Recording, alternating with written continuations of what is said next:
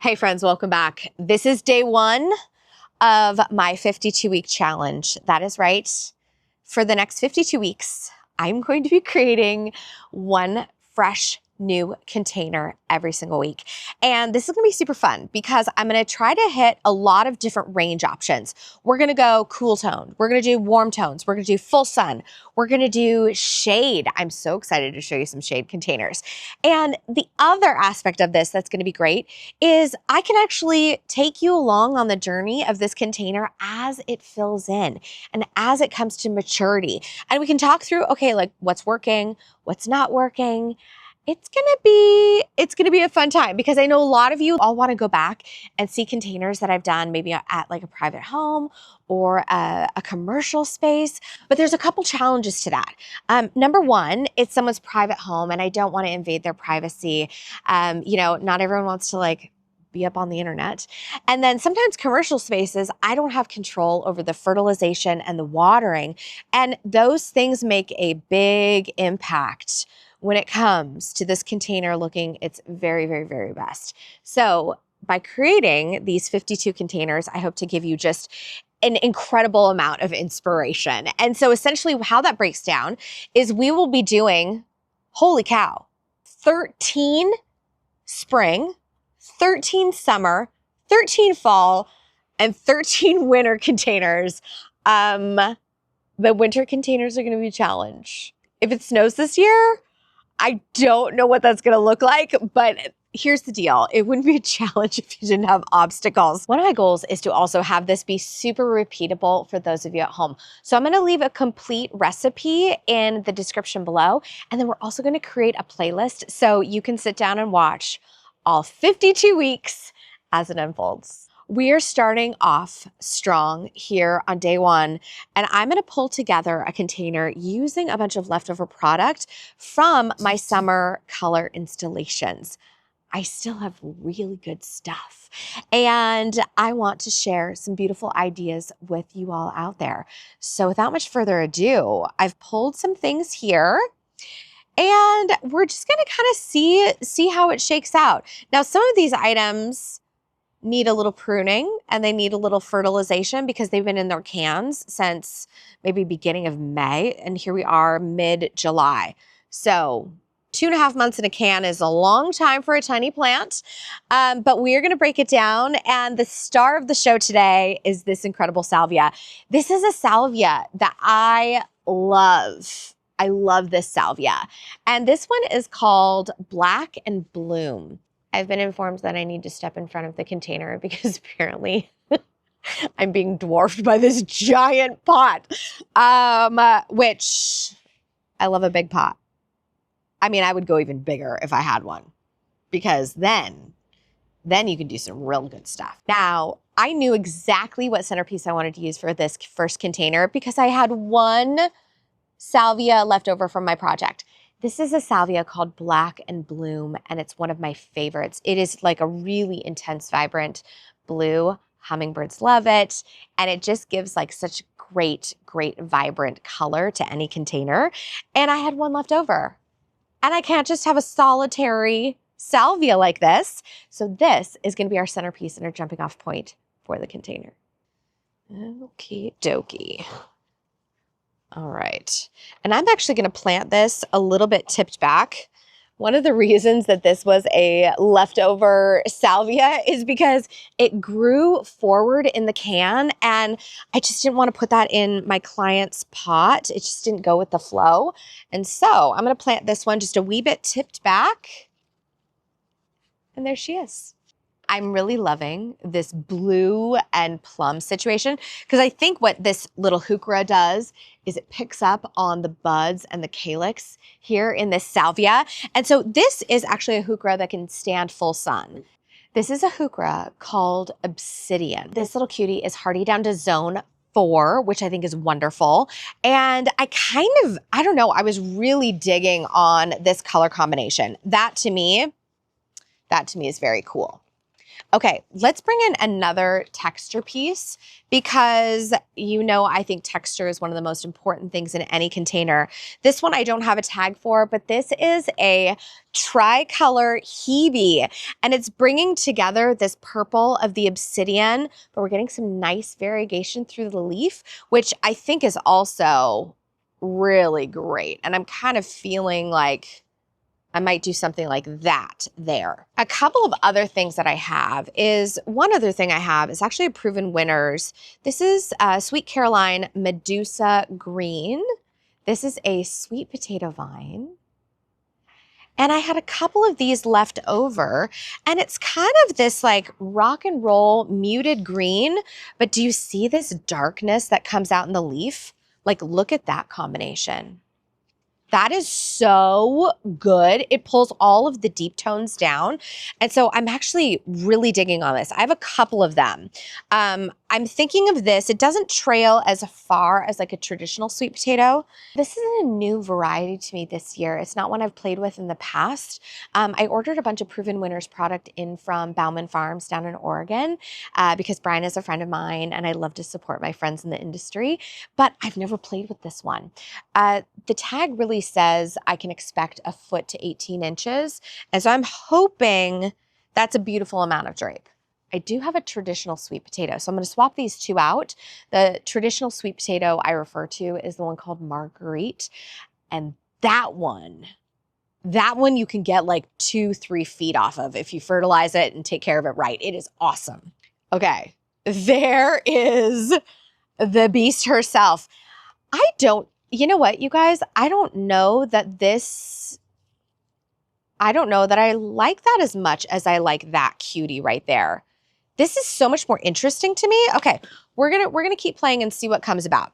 All right, now in terms of color, I have two ways that I can take this. I have this really awesome verbena. This is called Mango Lascar, and it's one of my favorite verbenas that I use. It's got a beautiful corally petal with a very, very deep raspberry center. I mean, just look at that thing. And it blooms its little head off. And I was kind of thinking it might be fun to like pop a little bit of this kind of this tonality in here to make it a little bit more sweet. I also love this combination. So even if you don't like the rest of it, like just look at that. That is so good. So good. Okay, so I have a couple of these and I thought, all right, I could just really bang it out and maybe do something like that. But then I pulled something else. So I'm gonna take this out. All right, this next thing that I pulled is not looking the best. This is one of those plants that needs to get out of their can ASAP.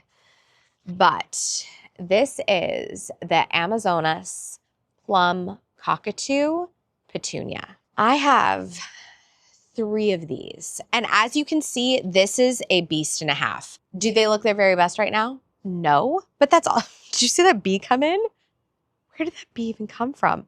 We are in like a commercial space, and so there's not like a ton of bees around. That was so great. I think this actually might be the play because when I looked up in here, like that's crazy looking. That's crazy looking. In fact, I love this combination right here. And I have a couple of them. And so what I kind of thought is maybe I would play a little bit like that. I've got 3. Gosh, you know what I kind of think? I actually think I might want to do this back there more. If I do include this plum cockatoo, if this is the direction I actually want to head, what I'm going to do is I'm going to put this thing into the pot and then I'm going to give it a haircut because you see all this like super leggy growth. I'm just going to cut it like right back.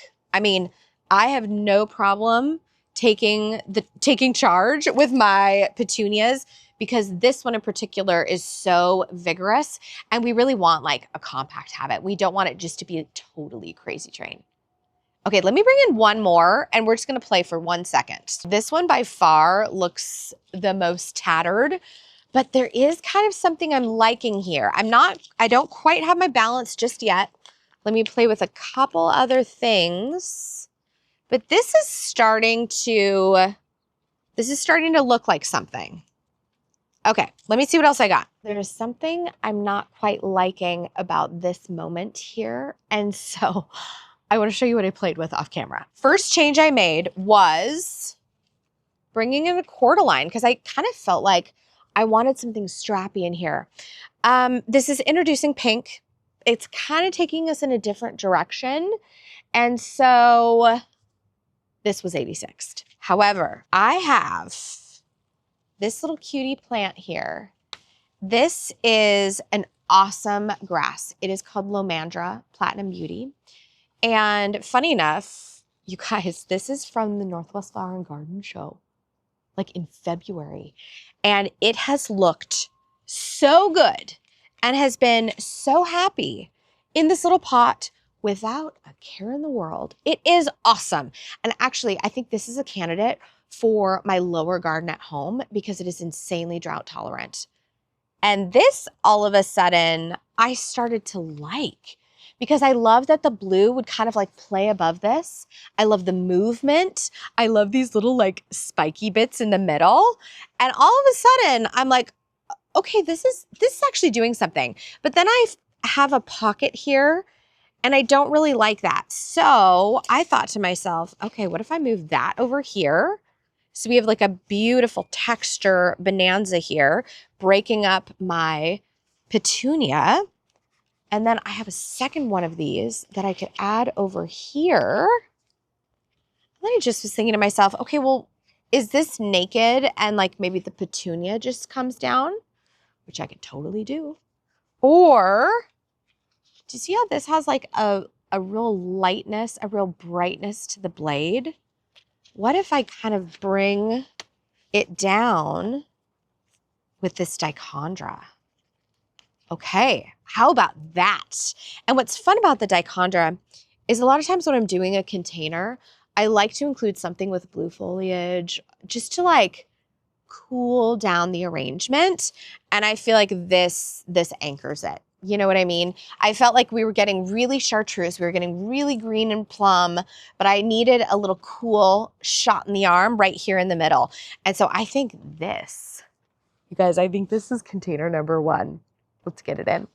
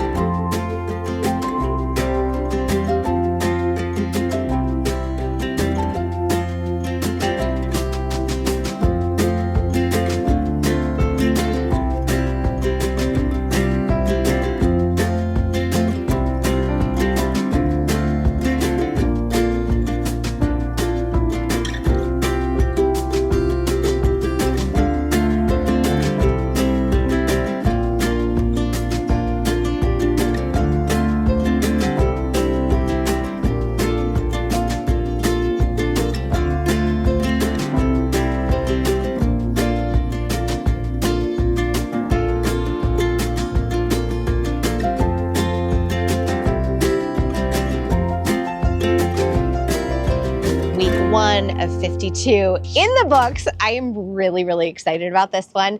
I just think it's really fun to play with such a wild card of a flower like this petunia. She is crazy. She is so fun, but she is crazy. And it still feels, I think this still feels elevated. I'm also really excited to play with this new sweet potato because again, I love to play with new things and see how they perform. So, oh, and all of this, by the way, is in a Crescent Garden container. I'm not paid by them. I'm not sponsored by them, but I knew that I wanted to use some of their self-watering containers for this project, and I had them left over from an event that I did. And so I am repurposing them here. And so what's really great is even though this is at my shop where it actually gets really hot because we have a concrete surface, this thing is going to be cool as a cucumber. It's double walled. I can fill this entire reservoir up, and it's fantastic. Oh, also, when I fertilize, I literally can pour fertilizer directly into the reservoir here. Okay, this is going to do it for me today. I hope you are having a wonderful day wherever you are. I will see you next week for week 2. And in the meantime, get out there and say hello to your garden for me.